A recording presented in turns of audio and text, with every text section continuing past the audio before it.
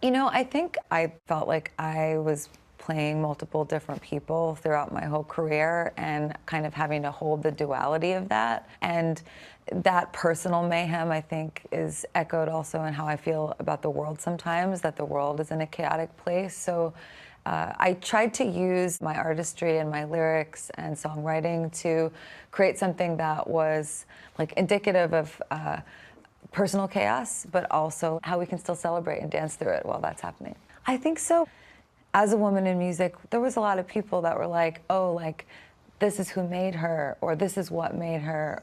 And I think that returning to pop music for me was a little bit like something I was afraid of, because I wondered if I was believing what those people were saying. So I went into the studio and I went in with confidence and I was like, no, I made me. So what chapter are you in now? You know, I think that I am feeling really like confident in myself as a musician and as a songwriter and a producer, as an artist. I know that might sound silly, but it actually took me 2 decades to become the boss, in a way. Like, being a woman in music, I was almost always the only woman in the room all the time. And I had to really, really work hard to maintain my sense of stability and my purpose. And I always stuck to my guns when it came to my music and my artistry, but it was a real challenge. And I made it through that mayhem. Now you have real love. Yeah, I do.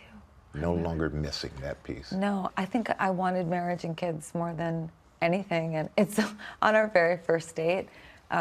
We'd been talking for 3 weeks on the phone every single day, just getting to know each other. And Michael flew to Vegas when I was doing my show to take me on our first date. And before we even sat down, I said, do you want marriage and kids?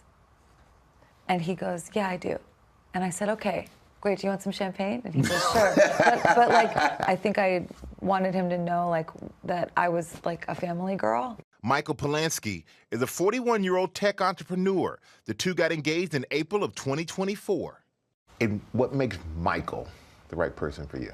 You know, he just loves the whole me. And I learn a lot from him. He's so supportive. He's got an incredibly kind heart. He's my best friend. Being in a partnership with your best friend, I feel like is a huge blessing. And I couldn't imagine going through life with anyone but him, honestly.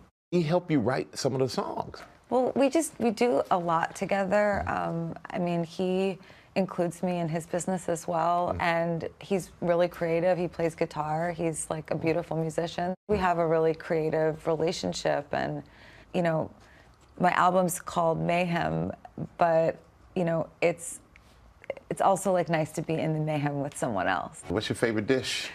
You know, we make bolognese together. Oof. Yeah, so we love doing that. But we also cook healthy food at home for during the week, you know. We're kind of easy, you know. We like to keep it easy. Keep it easy and simple. Yeah. So speaking of easy and simple, how's the wedding planning going? Oh my gosh. You know what? It's you know. It's going. It's going. It's going, and she keeps going. She seems to be in a great place. Yeah. She's in a great place, and like I said earlier, George, she is just genuinely a very, very nice person, and she learns how to separate Lady Gaga from Stephanie, and she's never forgotten who she is and where she's come from. So it's always great to talk to her, and congratulations on her big album coming out last night.